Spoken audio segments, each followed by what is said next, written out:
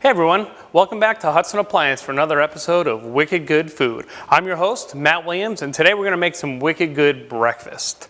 So breakfast is one of those things that kind of gets in this category that you're only supposed to have it in the morning, but we all know that we all love to have it at lunch and we love to have it at dinner. So we're going to make three different items. We're going to make a big baked pancake, I'm going to call it, but it's not really a pancake. It's got like a pancakey, custardy texture with a bunch of big hunks of apple in it. We are going to make the classic eggs Benedict. So we're going to make some Hollandaise sauce, put that on a toasted English muffin with some Canadian bacon traditionally, and a poached egg. And we're also going to make some bacon with brown sugar on it. So it's going to be almost like candied bacon. And if you don't eat it all at breakfast, that's not going to happen. But if you don't eat it all at breakfast, you can have it as like meat candy later on in the day. So the first thing we're going to do that's going to take the longest is going to be to make our big apple pancake. So I'm going to start out, I'm going to add salt. It's about a teaspoon, about 1.5 cups of flour, about 1 cup of confectioner's sugar. I've got baking soda and baking powder. All right, so I just want to quickly mix together my dry ingredients, just so that they're all equally dispersed. Because you don't want to be baking, and then when you're all done, have somebody bite into something that has a big hunk of baking powder or baking soda in it. This was pretty free-flowing. There weren't a lot of chunks, so I didn't feel like I had to sift it. Now I'm going to go ahead and add my wet ingredients right to this. So I've got about 1/4 pound of butter, a teaspoon of vanilla, and get excited, about 3 cups of heavy cream. So I didn't say that this is going to be a healthy thing, but it's good. Now you get where I'm coming from, where it's almost like a custard. And then we're going to add 4 eggs to this. And I'm actually going to crack my eggs, move this out of the way. I'm going to crack my eggs right in this bowl that had the butter in it, just in case I get a little bit of shell in there. I don't want somebody to pull it out and say, what the shell is this? We'll get our eggs in here.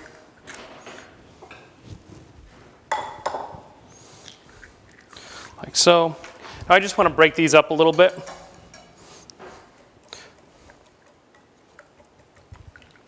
And then I'm going to dump them right in.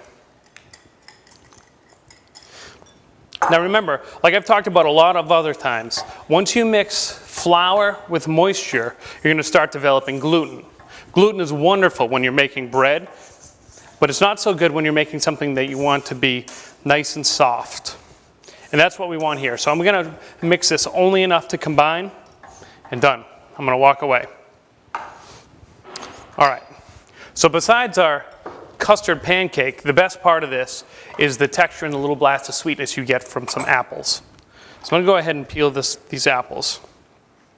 So this recipe I made, I still remember making this recipe. My parents brought me, they went to some restaurant, and they brought me home a hunk of this.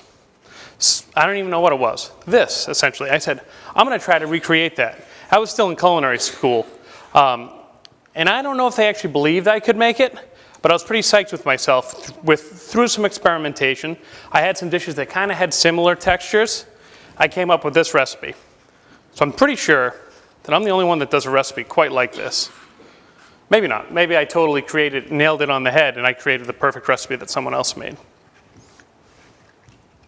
Now this can be done, you don't need the fruit, but I think the fruit plays a wonderful role.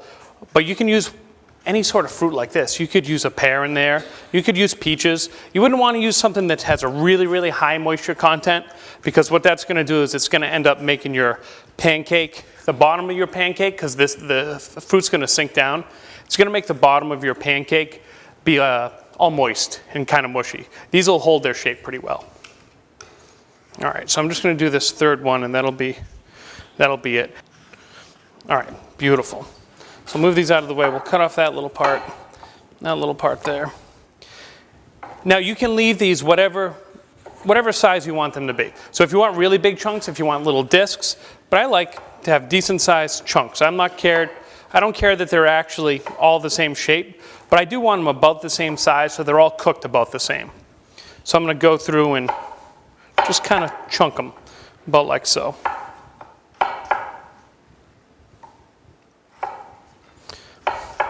So breakfast is one of those meals too, like I said before, that it's great to have for lunch or dinner. And there's nothing wrong with taking some breakfast components and serving it with dinner components. I mean, if we wanted to have some mashed potatoes served on the side of our Eggs Benedict, that'd be okay.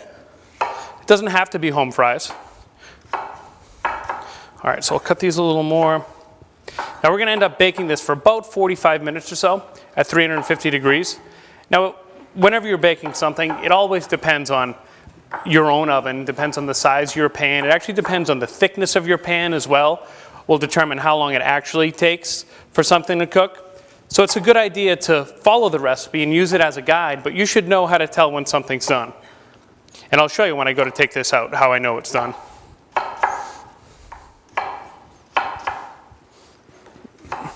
All right. And last but not least, I'm just going to move our batter out of the way for now. And right over here I have a little bit of butter. I'm just going to put some on my fingers. It's room temperature. I want to grease the pan because you want this to be able to come out nice and easily. One of the nice things about this induction stove that I'm working on and always work on is when it's off, there's absolutely no heat. There's not like a little trickle of heat going through it. There's not a pilot light or anything. You can see that I'm rubbing this and it's not melting. It's melting from the temperature on my hands more than the temperature of this pan. So I'm going to go ahead and throw all my apples in. And it should, if you do it right, it should be about enough to cover the bottom. And that's about perfect. So, and then we're going to pour our batter right on top of that.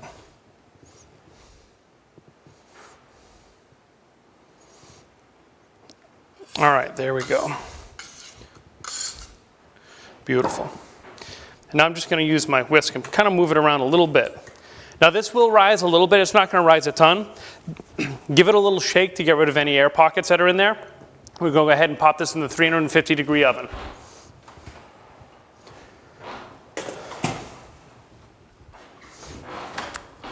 All right. Now, like I said, one of the other things we're going to make is we're going to make a brown sugar encrusted bacon. Sounds pretty cool. It's because it is. So what I'm going to do is move some of these things out of the way. A lot of these ingredients here, or actually all these ingredients here, are going to go into our Eggs Benedict dish. So right here, I have a cookie sheet, and I've got a wire rack on here, a cooling rack. Whoops, I almost dropped it. I guess I did drop it. I'm going to put it right on here. What this is going to do, this is going to allow the excess bacon fat to drip into the pan, which is just going to help eventually the sugar that's going to be on our bacon caramelize. So I've got some nice thick sliced bacon here. Just going to lay this out on here. Now you want to think, this tray is actually going a little bit farther, the cooling rack is, than the edge of the pan. So I don't want to stick this over there because then when it cooks, it's going to drip into my oven, it's going to get all smoky, and Arthur's going to get mad because this isn't even my oven up here. But I'm going to take a couple minutes, spread this out, throw it in the oven, and I'm going to par cook it. When we come back, I'll show you what it looks like when it's par cooked, and we'll get going on our other stuff.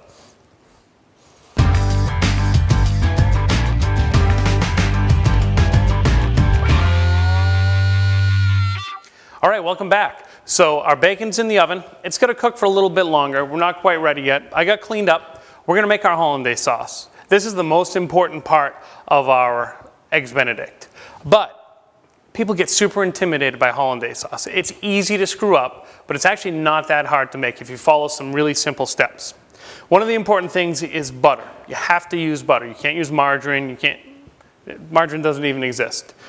You have to use real butter, all right? What I did was, this is some unsalted butter that I just melted in a pan. You can see that there's a little bit of foam up on the top. You can go ahead and skim that off. Just use your ladle and skim off a little bit of that foam that's on the top. And what that is if I were to pour this butter into a glass jar, you'd see 3 distinct levels. I need to turn this one down here. You would see on the bottom there'd be this really thin, like milky water, a big layer of butter fat. And then on the top there would be this stuff, which are some of the butter solids that rise to the top. If there's salt, this is where a lot of the butter ends up, where a lot of the salt ends up going, is up to the top. And this is when they talk about clarified butter. This is one of the ways they do it. So what we're going to do, I'm not going to completely clarify this. I am going to skim this stuff off. Just put it in there. but you'll see when I go to take my butter out, I'm going to be really careful not to take from the bottom because that's where all that water is going to be. I want to try to get essentially pure butter fat into my sauce. So in order to make my hollandaise sauce, I need eggs. What we're creating is an emulsion.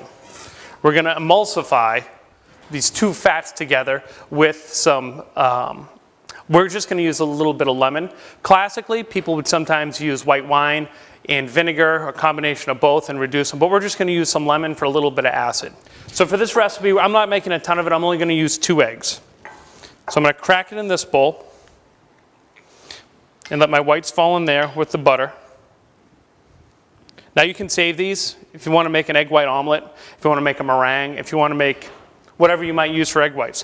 If you're going to make a breading station, you can save these egg whites. You can make your breading out of just egg whites. You actually get a crunchier breading if you use only egg whites because there's no fat in egg whites. All right, you'll see I'm using my hands instead of using some other fancy tool. The best tool you have in the kitchen, 100%, is your hands. So I want to clean up my hands a bit here. So I actually have a sanitized little bleach water rag that I've been using to wipe stuff down. Okay, so now I'm going to take my egg yolks, dump them into my bowl, and I'm going to start to whisk them. And what you want to do, you want to whisk them until they start to look a little bit stringy almost. At this point, you can add a little bit of lemon juice to it. Because we're going to add lemon and we're going to add more lemon later. I'm just going to squeeze it in my hand in case I get some seeds, and there's one there. So I just want to whisk this together a bit. Now this isn't a completely raw sauce. It is a cooked sauce, and we're going to cook it right here. So I have a pot of simmering water. Actually, let's get it back to a simmer. And it has just enough water in it that it's not going to touch the bottom of my pan when I put it in there. All I want to do is I want to heat my eggs up, heat my bowl up with the steam. So I'm just going to whisk this. So what we're doing is we're actually cooking our eggs. Now, if you wanted to do this with a thermometer and check and make sure they're cooked, you would want to stick it in there and get it to 165 degrees. But I'm just going to let it hang out in there. I'm not going to check the temperature because I'm going to show you another way to check to see if they're done. One of the important things as you sit here and cook, your eggs are going to want to fall down off the sides of the bowl. Make sure you go back and scrape the sides of the bowl because that's what's going to heat up first because it's going to be a very thin layer of egg there. I can turn this up a little more even. Another beauty of these induction stoves is how quickly it heats right up. And this is really important for making hollandaise sauce or if you're going to melt chocolate over a double boiler or something like that, is that there's no flame. So there's no extra heat that's being wasted shooting up the sides of here that's going to make it so that I have to use a rag to hold onto the edge of this bowl or that the eggs that get up near the edge are going to burn. That's one of the big advantages of induction, is there's no wasted heat. Unless you're trying to heat your house, then induction's not the way to go. We're getting there, not quite there yet though. But what I'm looking for is that these are actually going to start to thicken. Think about making scrambled eggs, but that's actually your enemy. You're going to cook these eggs while you're constantly stirring very slowly so they don't scramble, but they're going to thicken. And what I'm looking for is that I'm going to be able to lift up my whisk a little bit and make a figure 8 in the eggs that I'll be able to still see the beginning of it before I finish it. Now, it's not the worst thing in the world if you get a little bit of egg that cooks on the side. Chances are it's going to happen. If that bothers you, and it really bothers some people, and in the real fine restaurants, it's unacceptable, you can always strain your sauce when you're done. All right, but check it out. See how thick that is? See how I go like that? I can go like this and make a figure 8 with the drips. And you can still see the beginning of it. When I get to the end of it, I'll do another one.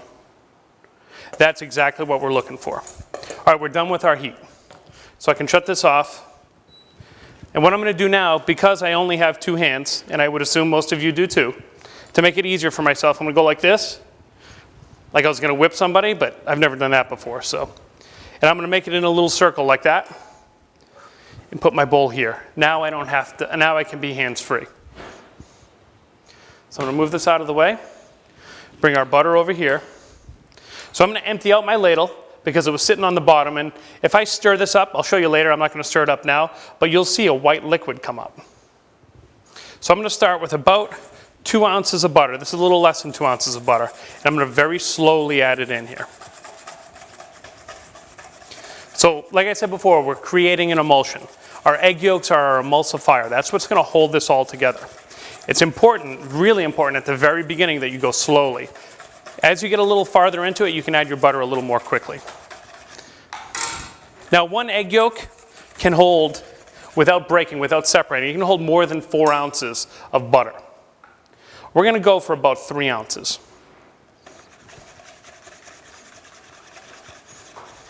And you'll see as we do this, it's actually going to start to thicken a bit.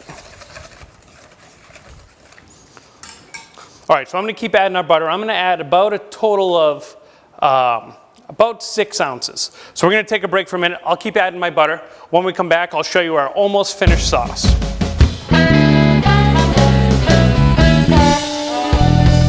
All right, welcome back. So I finished adding the rest of that butter to the Hollandaise. I'm smelling the bacon, so I know I need to check the bacon. So I'm going to check that out now. And it looks perfect. Not quite crispy how I want it yet, but that's exactly what we're looking for, because now we're going to load this puppy up with brown sugar. But we're going to do that in a second. I want to keep going with the Hollandaise here. So, check it out. Now you can see how thick it is. This is actually too thick. All right, this is thicker than I want, but that's okay. It's very easy to thin out.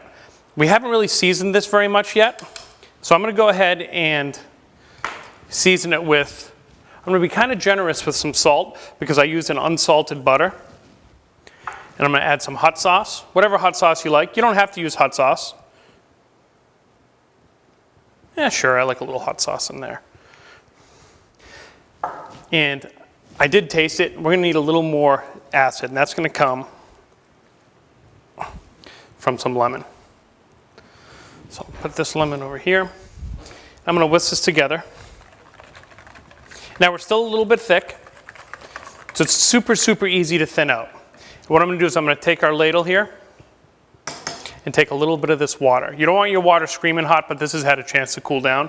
Now watch how little it takes to thin this out. So it really thinned right out.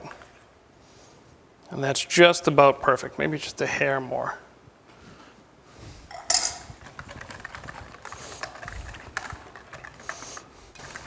It should be this rich, velvety feeling on your tongue that almost melts in your mouth, and it should have kind of a butter flavor.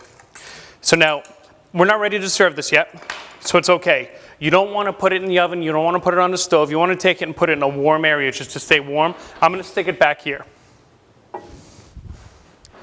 One of the things I did want to show you though was, if you look at the bottom of this butter, you can see when I stir this, see all that milky stuff in there? All that white stuff, that's the stuff I was talking about, that white milky liquid that ends up sitting on the bottom of the pan that you don't want to stick into your eggs. We'll move this back here as well.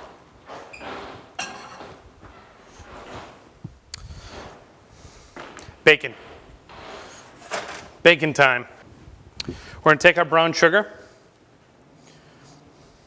crumble it up a little bit. We're going to put it right on top, just like that. Just pile it right on top of these pieces. So what's going to happen is some of the moisture from the bacon is going to come out, and it's going to actually dissolve some of this brown sugar. Some of it's just going to melt and drop through the pan, but the rest of it's going to melt and it's going to stick to the bacon. If you don't want to have to clean up a mess, cleaning up caramelized sugar is not that hard. It seems hard, but if you just add some water. But if you want really quick cleanup, you can just add some foil to the bottom of your pan. All right, we'll leave one uncandied in case there's some weirdo who doesn't like this. All right, we're gonna throw this back in the oven. Since I'm in here, I'm gonna go ahead and check out our big apple pancake. Let's see what we got here. Now I'm gonna give it a shake. And it looks like it's moving all together. By pushing down, I'm not getting any doesn't feel mushy. It's bouncing right back. The outsides feel the same as the middle. This is done. It's not ready to eat yet. It's gonna sit for a little bit. It'll actually continue cooking a little bit more, but I'm gonna remove this back here now. We have 2 more ingredients.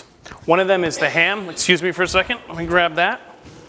Now, traditionally, it's Canadian bacon is what's used. You don't have to use Canadian bacon. This is a really nice maple cured, really dark, rich ham. This is what we're going to use today. So I'm going to take it and just cut it into some slices. You want them to be 1/4 of an inch thick or so. They don't have to be perfectly even. But you've got to think, the base for this, or the plate for this, is going to be an English muffin. So I'm going to take a couple minutes. I'm going to cut open our English muffins. I'll finish cutting the ham. We'll get all our mise en place together to go ahead and make our eggs Benedict. Our big apple is out, and that's about ready to go. So get excited.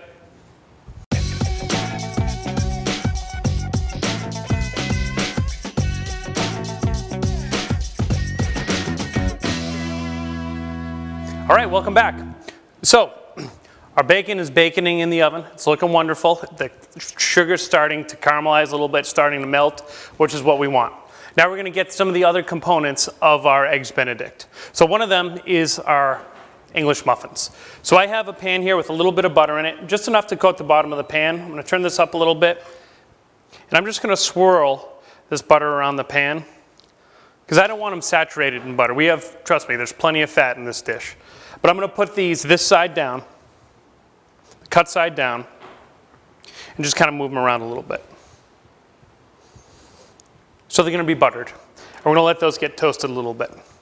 Now in the meantime, over here I have the pot of water that we started our Hollandaise sauce in.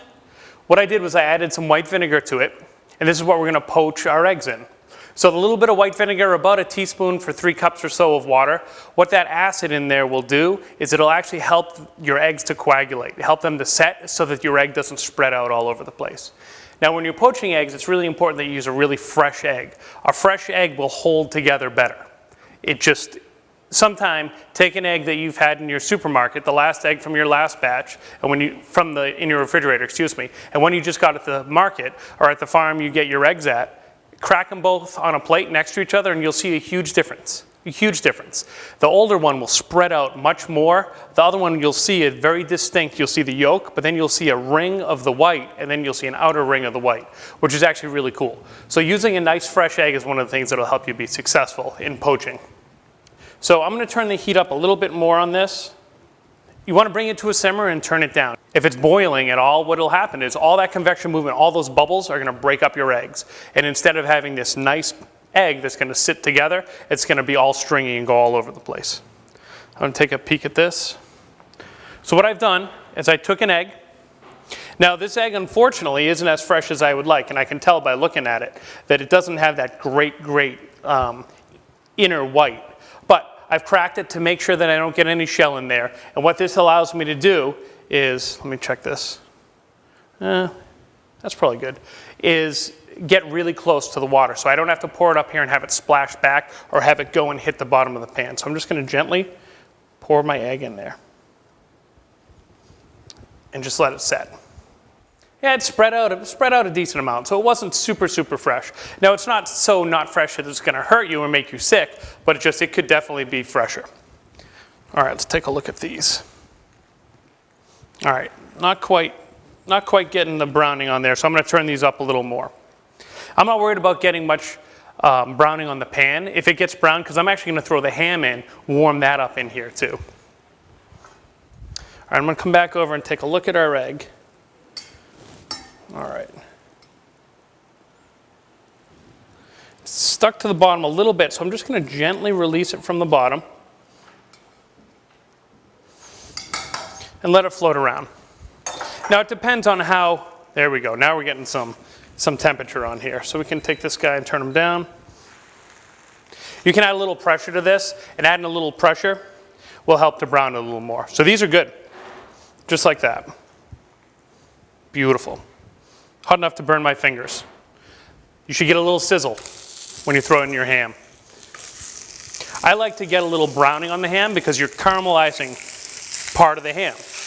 And that's going to give even more flavor. So I'm going to go ahead and shut this off. The rest of the heat that's in there will finish heating this up and it'll brown the outside.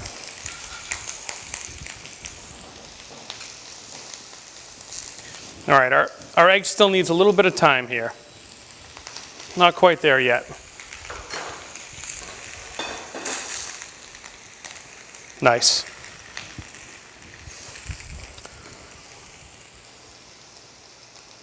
So like I started to say, it's up to you how well you want your egg cooked.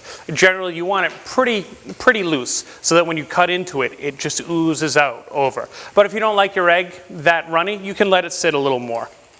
So I'm going to lift it up. It's not quite ready yet. You can take it and poke it a little bit. I want my egg to set a little bit more than that. But you want to be very, very gentle and not break that yolk. We're going to take a peek at our bacon. Oh yeah.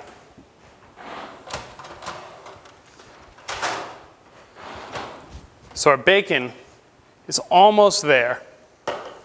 You can see, like in this area in particular, how it's all melted.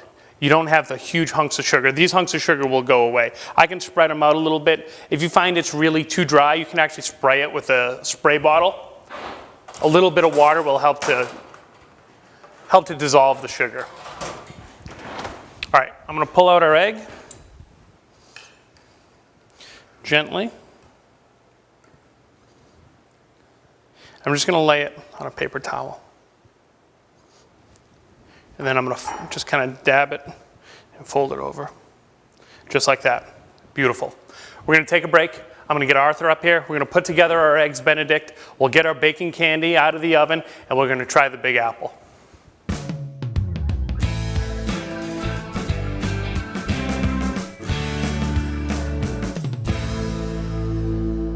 Hey, Arthur. Welcome back. How are you? Very well. Thanks for having me again here at Hudson Appliance. I want to show you what we did tonight. Okay. So it's late night. It doesn't mean we can't have a breakfast meal. So we made breakfast. We made right here eggs Benedict. So took an English muffin, buttered it, toasted a little bit on a piece of, usually it's Canadian bacon, but we use this really nice maple ham, poached egg on top, and this is our Hollandaise sauce. So I'm going to put a nice scoop of Hollandaise sauce right on there like so. Let it just kind of fall off. Because after you break that egg yolk, mix that all together. We'll kind of put this up on the side like so.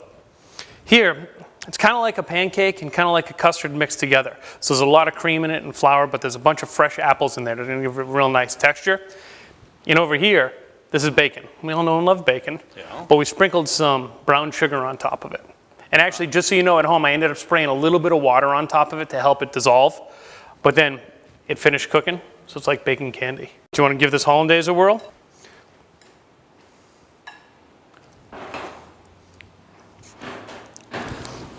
Ooh, that is creamy. Yeah, very creamy.